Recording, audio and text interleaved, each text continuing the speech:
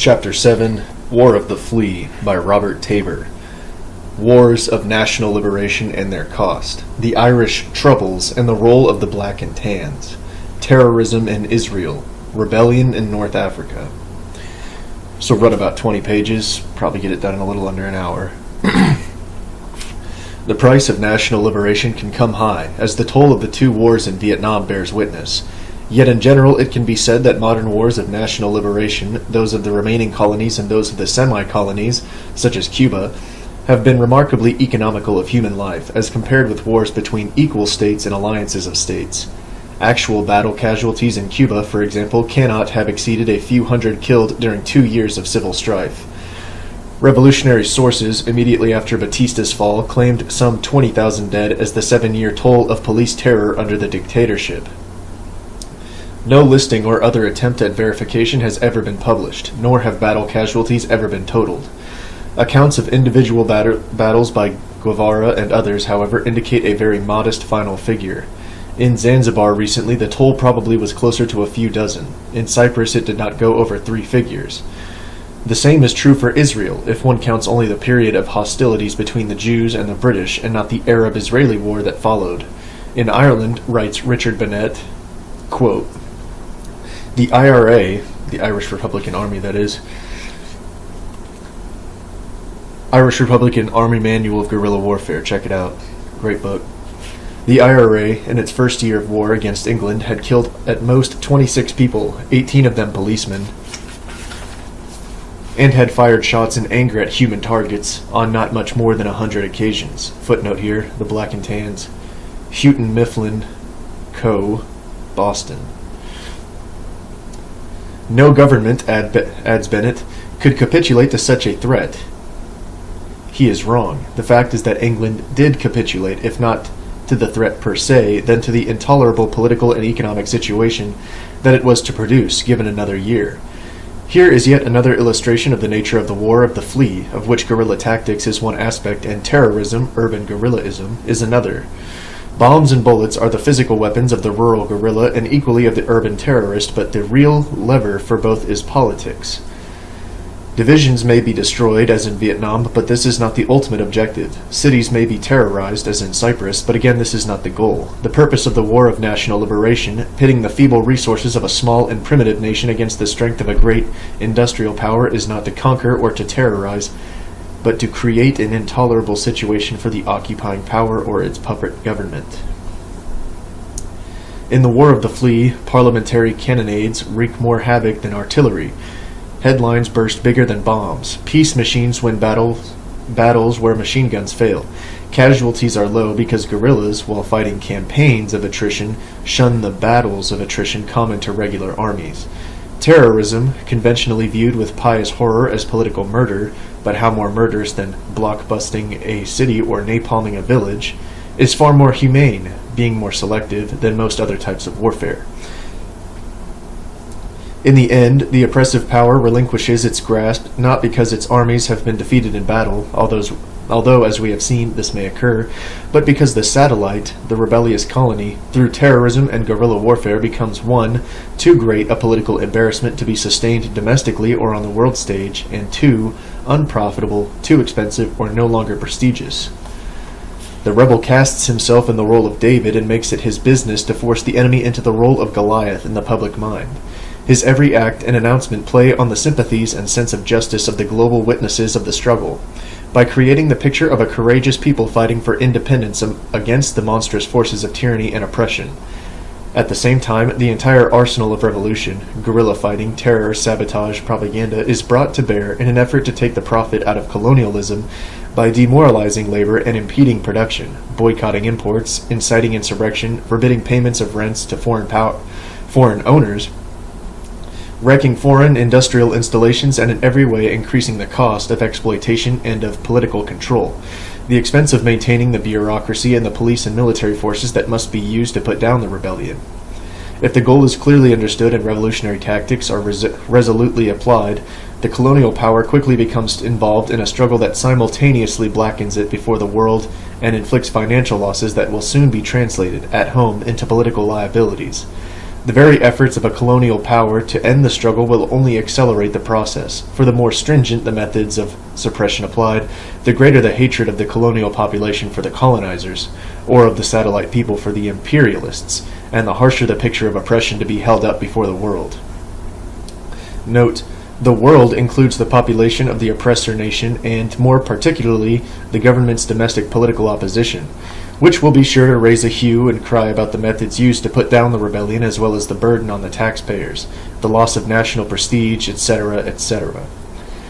Excellent examples of this entire process may be drawn from the experience of the two great empire builders of the last century, Britain and France. For the former, the struggle that led to the still conditional independence of Cyprus was almost blow for blow a repetition of the troubles that had freed Catholic Ireland from the English rule more than 3 decades earlier. The lessons of Ireland were also applied in Israel. Leaders of the Ergen and the Stern group studied the writings of the Irish Republican Army commanders, the better to know their enemy and the means by which he could be driven out of Palestine, or if not driven out, forced to end a situation that terror made politically and financially intolerable. The purpose of terror, said Lenin, is to terrify. He might have strengthened the observation while weakening the aphorism, by remarking that its greater purpose is to sabotage the orderly administration of government by forcing those who govern into a defensive position in which nothing can be accomplished without the continual, crippling presence of an armed guard. Its secondary effect, if not its purpose, is to induce a counter-terrorism that serves the rebel cause better than any stratagem the rebels themselves could devise. This was the case in Ireland, where, despite a long history of insurrection, public support of the independence movement was lukewarm until fired by the acts of the British themselves, in particular by the depredations of the notorious Black and Tans, recruited to strengthen the Royal Irish Constabulary.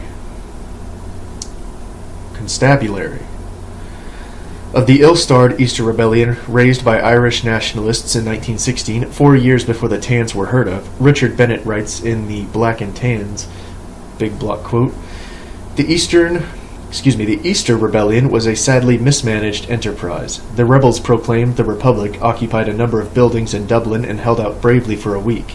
A young mathematics teacher called De Valera was the last to surrender. There was little trouble in the rest of Ireland. The Irish people declined the nobly worded invitation to prove itself worthy of the august destiny to which it is called, and looting Dubliners made hay while the shells crashed and the bullets flew. Never in the history of Ireland had a rebellion inspired so little sympathy. There were nearly 100,000 Catholic Irishmen fighting with the British Army, and the rebellion seemed as much a stab in the back to the majority of Irish people as it did to the English. The prisoners who were marched through the streets passed between lines of angry, jeering Dubliners.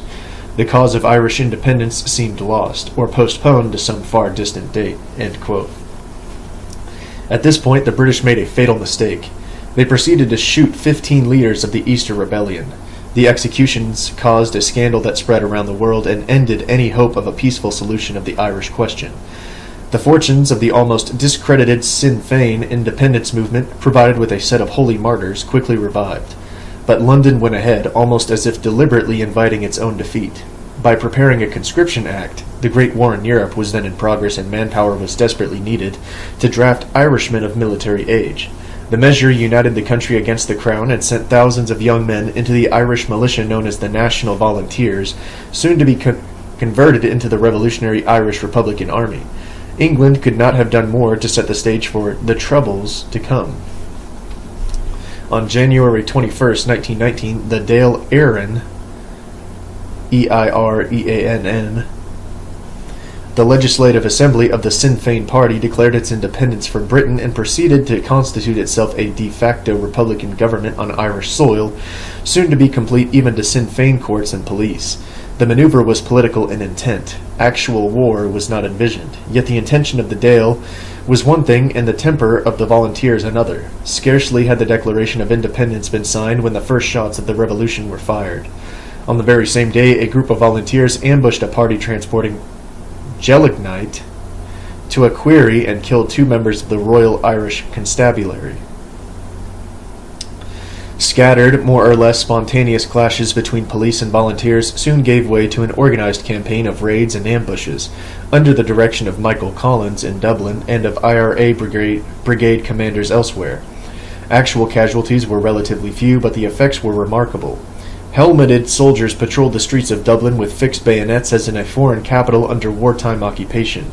The docks were piled high with war material, and every delivery of arms or military supplies moving over the roads required an escort of armored cars and tenders filled with troops. For fear of the IRA, hundreds of political prisoners crowded the jails, and the Crown forces were kept so busy with searches for arms and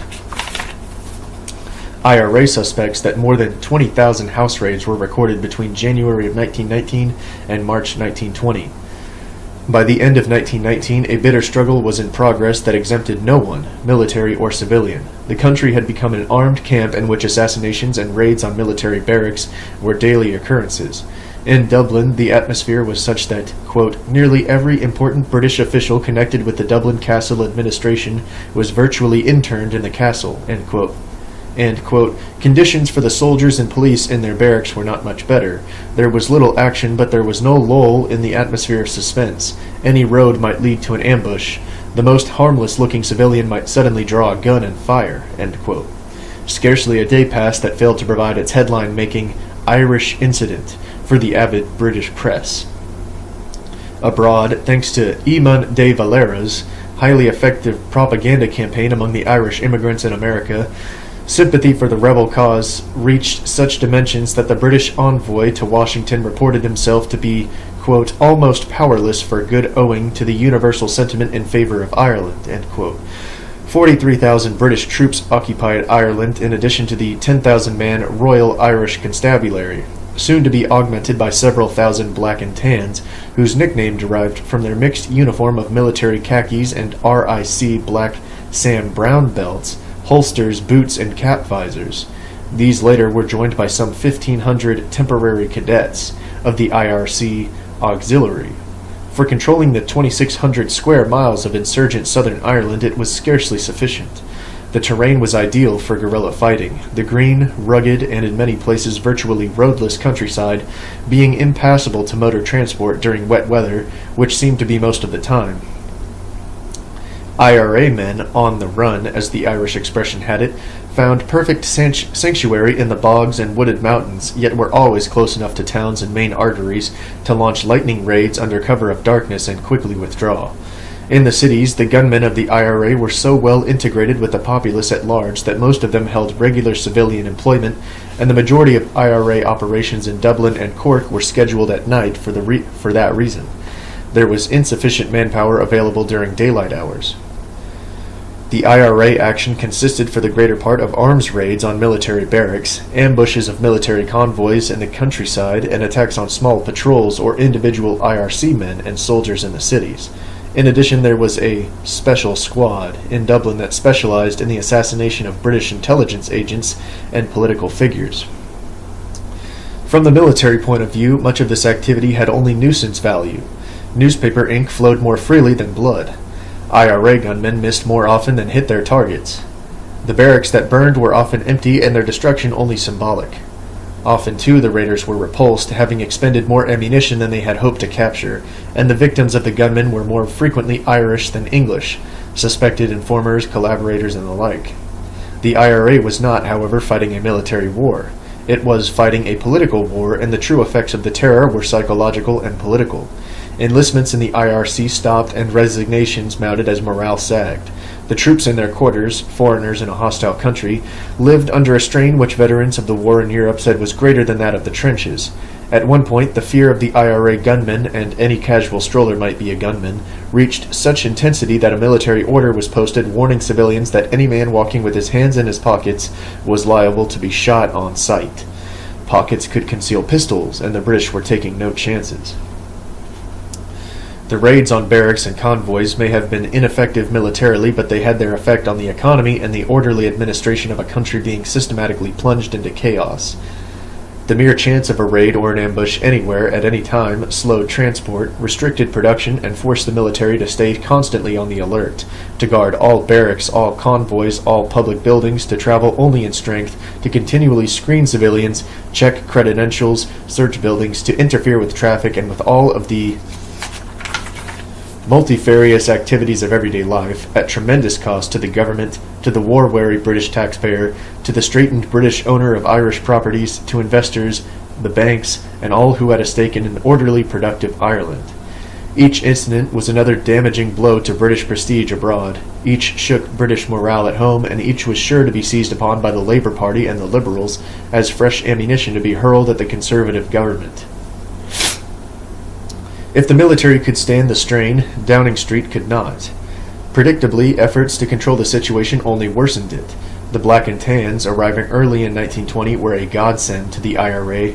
For every incident the latter produced, the former produced another, and where the actions of the IRA could be admired abroad as part of a courageous struggle for liberty, the reprisals of the Tans could only draw blame, and further unite the Irish to opposition to the Crown. Irish propagandists made the most of oppression, so that the burning of a few shops and homes became magnified into the rape of entire villages, and the summary execution of a relative handful of Sinn Feiners, or suspected IRA men, became indiscriminate slaughter on a major scale. When a divisional commander of the IRC told his men to shoot first, ask questions later, the clandestine Irish Bulletin quoted him as having said, quote, "If a police barracks is burned, or if the barracks already occupied is not suitable, then the best house in the locality is to be commandeered, the occupants thrown into the gutter. Let them die there. The more the merrier. Police and military will patrol the country at least 5 nights a week.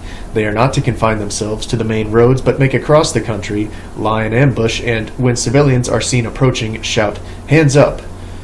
Should the order be not immediately obeyed, shoot and shoot with effect. If persons approaching carry their hands in their pockets or are in any way suspicious looking, shoot them down.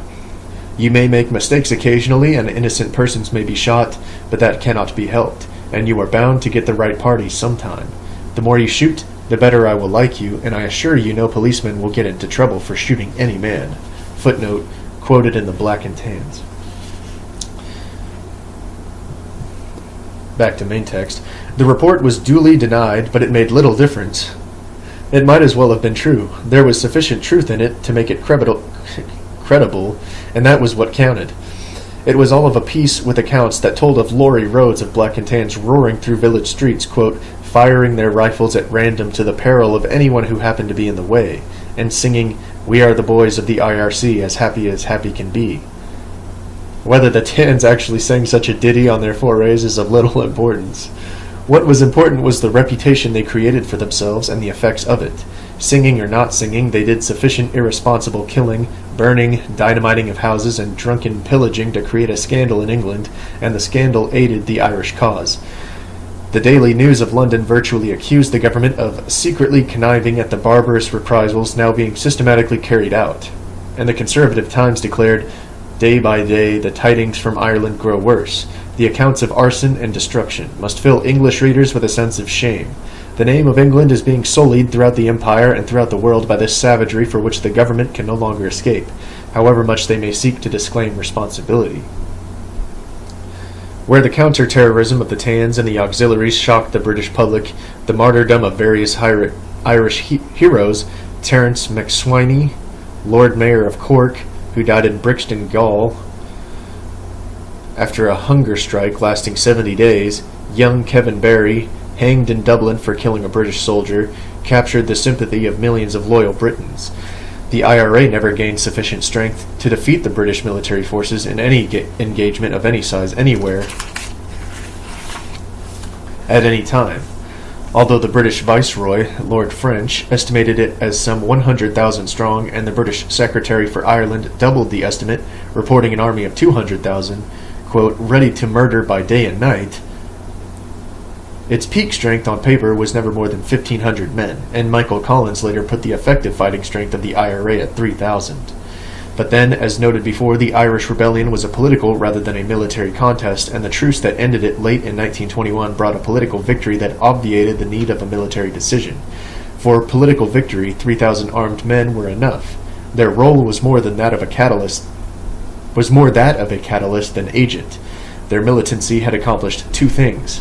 It had transformed an apathetic population into one actively hostile to British rule, so creating a massive resistance that the English could not economically or in terms of politics practically overcome, and it had induced a counter-terrorism which, again for political reasons, defeated its own purpose.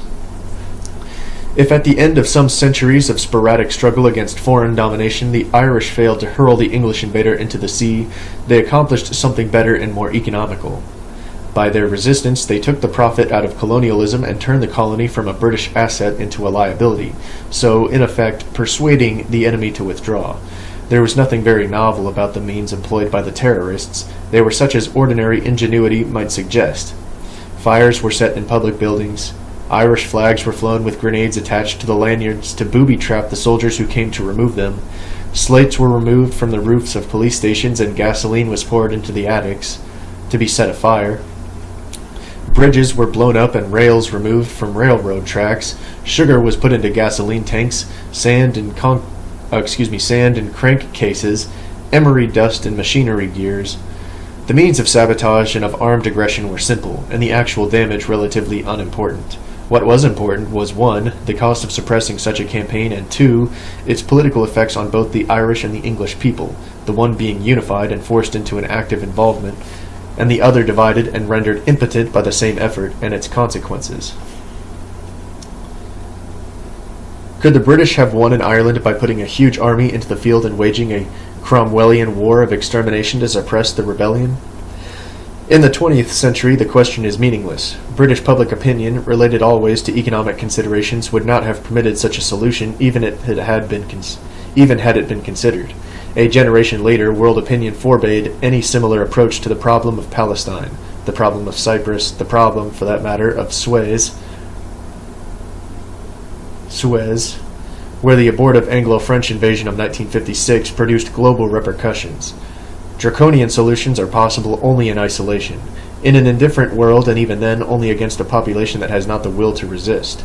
In Palestine, for example, the British were able to wage a vigorous campaign against the so-called dissident political factions, the Irgun Zve Luemi, Irgun Zvai Leumi, and the smaller Lomé Haruth Israel Lehi or Stern group, only for so long as the Jewish Agency and other conservative Jewish elements in Palestine and abroad turned their faces against violence. The stiffening of Jewish resistance in reaction to the suppression campaign and to continued British restrictions on immigration, and at last the entrance of the Haganah into the struggle in 1945 confronted the British with a choice that was no choice. They could declare war on the entire Jewish nation or surrender the Palestine Mandate. They wisely chose to surrender the mandate and leave the question of the future Jewish state to the United Nations. Contemporary historians, even Jewish historians, have tended to deprecate the role of the Irgun and even more that of the Sternists in the struggle for Israeli independence, yet it seems clear that their contribution was vital. It was to create an open struggle without which there could have been no resolution of the issues, without which the British withdrawal might have been postponed indefinitely. The terrorists had no illusions about their ability to free Israel by their own efforts. Irgun numbered no more than 2,000 fighting men. Lehi never had more than 400. Their purpose, rather, was to demonstrate to the British the immense cost in money and manpower of continuing to rule in the face of determined Jewish resistance, and to arouse the Jewish people until all Jews were united in opposition to the foreigner.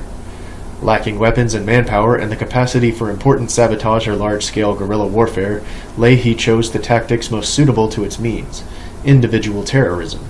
On November 6, 1944, the campaign reached out to Cairo to strike down Lord Moyne, British Minister of State in the Middle East. The deed, as Gerald Frank called it in his illuminating study of the assassination, shocked the British and horrified conservative Jewry everywhere. The 2 young terrorists who had killed Lord Moyne, subsequently hanged for their act, were universally reviled. As Frank relates, quote, "The Hebrew breast could not find words strong enough to denounce the deed. It was an abomination since Zionism began," lamented Haaretz, the most influential newspaper in the country. "No more grievous blow has been struck at our cause." The Jewish Agency expressed its horror at this revolting crime. In London, Dr. Chaim Weizmann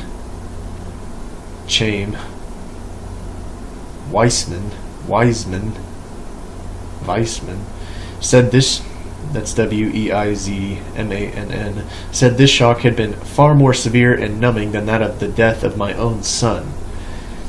Footnote: The Deed by Gerald Frank, Simon & Schuster Incorporated, New York, 1963. A shock, certainly, but that had been the intention, and those who feared for the cause of Israeli independence were mistaken. By the end of another year, the quickening cycle of violence and repression had created sufficient shocks to arouse the Jewish people and to convince the British that they were engaged in a hopeless task, a contest that they could not hope to win but only to prolong and intensify.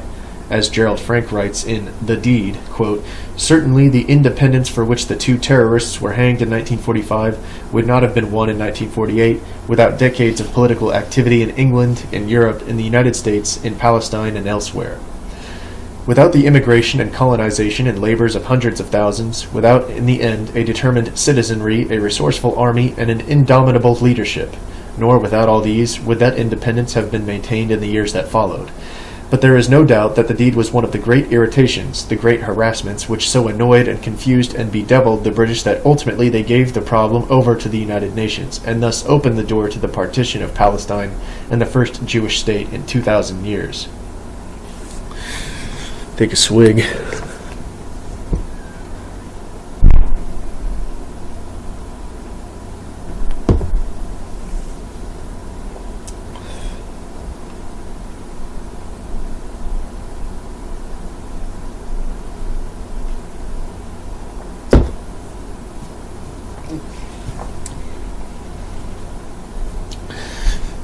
There is a point to be made here. If revolution is to be understood as a historical social process rather than an incident or a plot, then it will not do to consider guerrillas, terrorists, political assassins as deviants or agents somehow a part of the social fabric, irrelevant or even irrelevant or only fortuitously relevant to the historical process. Guerrillas are of the people, or they cannot survive, cannot even come into being. Terrorism, while it arouses the popular will to revolt, is at the same time a manifestation of that will, expressing the first stiffening of popular resistance to established authority, the first surge of the popular impulse toward a new and different order of existence. It may be argued that terroristic movements attract criminals and psychopaths. So they do, but criminality itself is a form of unconscious social protest, reflecting the distortions of an imperfect society. And in a revolutionary situation, the criminal, the psychopath, may become as good a revolutionary as the idealist. In Palestine, those who directed the terror were not adventurers, but a vanguard. In their actions, they expressed the long-suppressed fury and frustration of 100 generations of oppressed and spat-upon Jewry.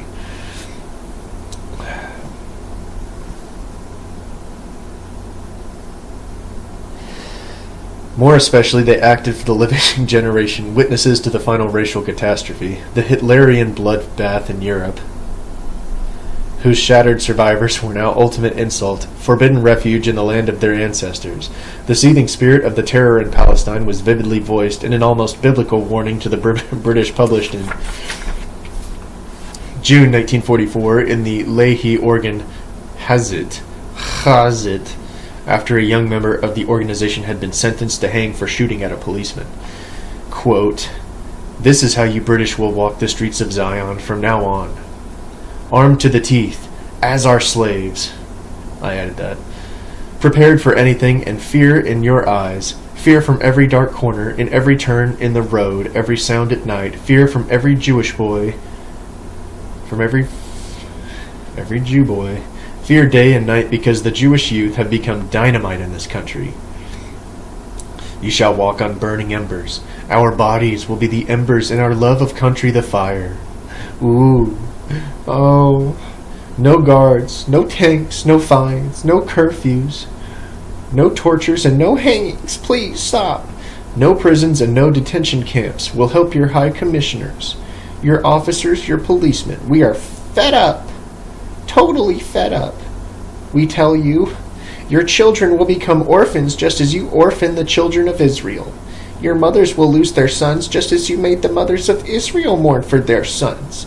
For every cry of a boy from the top of a burning boat, for every cry of a Hebrew mother when her child embarks on a broken ship in the middle of the sea, for every Jewish tear that is unanswered, we shall answer you." We came in fire and we burned. We came in water and we were drowned. We, the remnants, walk in rivers of blood. The blood reaches our necks, our mouths, our eyes, and from the fire and water and blood, trembling arms are raised, voices cry out, and from the mouths and eyes, and from the trembling arms and fingers, from the water and fire and blood, from there we are coming up. We are coming. Woe unto you. Quoted by Gerald Frank in The Deed. They sure are wordy, aren't they? Here is the voice of a people, speaking with the awesome moral authority conferred by the... Oh, so awesome. His moral authority is so awesome. Conferred by the reeking charnel houses of Europe, where 6 million Jews were dying or dead. That must be a typo. 6 million? It was much higher than that, I remember. Reckless, the ruler who would defy it. The British were committed. You know, I skipped the foreword because it was pretty much along. It was pretty similar to what I'm reading to you now. But if you're into this stuff, let me know. I'll record it. The British were committed, tied to a policy of Arab appeasement by the petroleum pipelines of the Middle East, conscience drowned in a sea of oil, but they were not insane. They could not, before the eyes of the world, go on hanging Jews. They got out. Revolution comes in various ways. It came to French Morocco as a jihad, a holy war, brought on by the banishment of the independent-minded Sultan, Mohammed ben Yusuf, and the substitution of a puppet, the aged Ben Arafa, on the throne in Rabat. Corpses found at dawn in the streets of Casablanca were often those of Muslims who had touched alcohol, forbidden by Islam, and especially sacrilegious during a time of mourning for the true Sultan.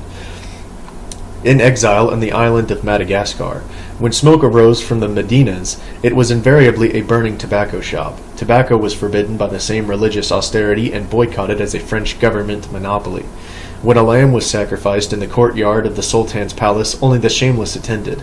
Ramadan, the holy month, was not observed by the faithful, another symbol of mourning and protest. Houses went unpainted. Frivolity and ostentation were punished by the swift knives of the Istiqlal, the People's Party. For the rest, the resistance that was to end the French protectorate and restore Moroccan independence followed a familiar pattern. Exploding bombs, sabotage, and the assassination of Muslim collaborators, native policemen, postmen, caids subservient to the French, aroused the passions of the people and involved them in continual conflict with the colonial authorities. Demonstrations in the native quarters grew into riots that overflowed the walls of the Medinas. One after the other, from city to city, they swept Morocco during the hot summer of 1955, and in each the French made the same mistake. Panicky police opening fire on unruly crowds, killing a dozen here, a score there, 30 in another place, as the insurrection spread from Casablanca to Marrakesh, Meknes, Fez, Rabat. Meknes, M-E-K-N-E-S, Fez, Rabat. Across the country, agitators of the Istiqlal incited the primitive Bedouin hill tribes, Bedouin, Bedouin, hill tribes with tales of impending liberation. Tribesmen swooping down on the highway town of Ouedzem, Ouedzem, in the broiling Tadla plain, massacred 200 Europeans, sacked the nearby mining community. There were uprisings in the Middle Atlas, ambushes on the roads, 8 foreign correspondents were killed on a single day in August, rioters in Casablanca and Istiqlal snipers firing from the rooftops threw the city into a state of siege. The persistent cry of the rioters was, quote, "Restore Ben Yusuf." But the restoration was only a symbolic objective. Ben Yusuf meant independence and holy war against the French who withheld it. Terrorism was more effective than guerrilla tactics in Morocco. A true guerrilla campaign never developed, although a few hundred raiders from Spanish Morocco began such a campaign, and tied up a division of foreign legionnaires and Spahis, S-P-A-H-I-S, in the mountains of the Rif for some weeks during the autumn of 1955. The struggle ended in the capitulation of the French government through a series of compromises. The announcement that the Sultan Ben Yusuf would be permitted to leave his exile in Madagascar for Paris created jubilant demonstrations in Morocco that forced a greater concession. He would return to Rabat. The departure of the aged pretender Ben Arafa set off new demonstrations. The actual return of the Sultan brought the entire Muslim population into the streets, and the 50-year-old protectorate became a hollow pretense which Paris hastily abandoned. The formula followed by the Istiqlal was simple enough. Terror and sabotage served the twofold purpose of taking the profit out of colonialism and making the country unsafe for the colonists. The terrorists could not be controlled except by throwing the country into a state of siege, and the psychological effect of the siege, with its curfews, arrests, searches, and massive military movements, was to bring the Muslim population into the conflict in riotous demonstrations which no army could suppress. Since a colony that cannot be controlled is of no value and of great expense, the purpose of occupying it as a colony ceased to exist, and Paris, under political pressure at home, wisely accepted a settlement with an essentially conservative independence movement that preserved major French interests in the country. The victory cannot be called bloodless. Scores died, rioting, and several hundred were massacred in local uprisings as the end approached. Terrorism took a heavier toll of Moroccan collaborators than of the French by far. Ratissages by French troops and the Foreign Legion claimed an unknown number of victims. In the wake of the Oued Zem massacre, the French were said to have killed 20,000 Muslims in and around the Tadla plain. The figure was supplied by the Istiqlal and is no doubt exaggerated, but it is established beyond question that villages were bombed and strafed. Jet fighters and bombers were sent into action, and the roads rumbled with tanks and weapons carriers for weeks after the Oued Zem incident. In Oued Zem itself, Spahis used artillery to level the native quarter where raiding Bedouins had taken refuge when the first troops had arrived, and heavy tanks rolled over the rubble to make certain there would be no survivors. Footnote: my wife and I were on the scene as news correspondents on the night of the massacre, while fighting was still in progress and the burned bodies of the victims still lay in the streets. A Spahi captain who took part of the subsequent mopping-up operation told me later about the use to which the artillery and tanks were put after the town had been closed to newsmen and we had returned to Casablanca. Author. Main text. The ultimate cost was nevertheless far lighter than it might have been. The terror more merciful, if that is the word, than any campaign of what we choose to call conventional war. The reason is clear. In Morocco, as in Israel and Ireland, revolutionary warfare provided a shortcut. The pressures generated by terrorism and political agitation proved more potent than infantry divisions and aircraft. In Tunisia, a similar solution had been reached. Algeria, as in another case, it is one that deserves and requires far more space than is available here to recount it. The North African territory had long been regarded as an integral part of France, not merely a colony. It had been settled by the French more than a century earlier, virtually created by the French, and a million French colons considered it their native land. French colons. France, still bleeding from the wounds to pride and pocket inflicted in Indochina, could not without a serious struggle relinquish its grasp on its last remaining major overseas possession, and so it is not surprising that a major struggle ensued. Urban terrorism, although important, was far more decisive in Algeria, where too much was at stake for the French to permit